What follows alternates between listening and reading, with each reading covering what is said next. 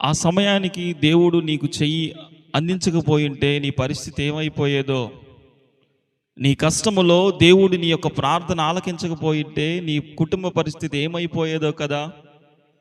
బైబిల్లో కూడా అలాంటి పరిస్థితే మనకు కనపడుతుంది.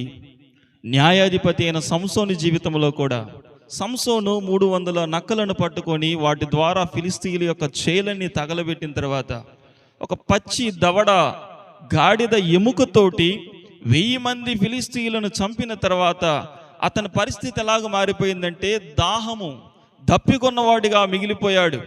అప్పుడు దేవుని దగ్గరకు వచ్చి అడుగుతాడు, ప్రభువా అయ్యా నాకు దాహముగా ఉంది, నా దాహము తీర్చు అంటే దేవుడు అప్పుడు గొప్ప గోతిని చీలిస్తే ఆ గోతిలో నుంచి నీళ్లు తాగి సంసోను బతికి బయటకు వచ్చి మరలా తన యొక్క న్యాయాధిపతిగా తన జీవితాన్ని కొనసాగించాడు. అదే దేవుడు ఆ సంసోను ప్రార్థన ఆలకించకపోయింటే, తన దప్పికను తీర్చకపోయింటే సంసోను జీవితం ఎంత గొప్ప నేర్పరి అయిన యుద్ధంలో అక్కడే గతించిపోయేది. నీ జీవితము కూడా ఎక్కడో గతించిపోవలసింది, ఎక్కడో ఆగిపోవలసింది.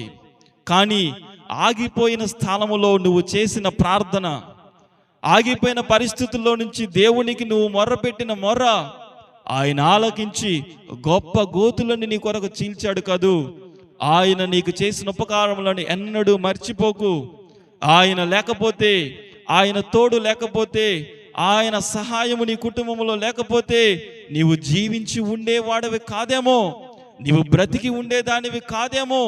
నీ కుటుంబం అంతా, నీ సంఘం అంతా, నీ సేవా జీవితం అంతా సజీవమైనదిగా, సజావుగా ముందుకు కొనసాగేదిగా ఉండేది కాదేమో.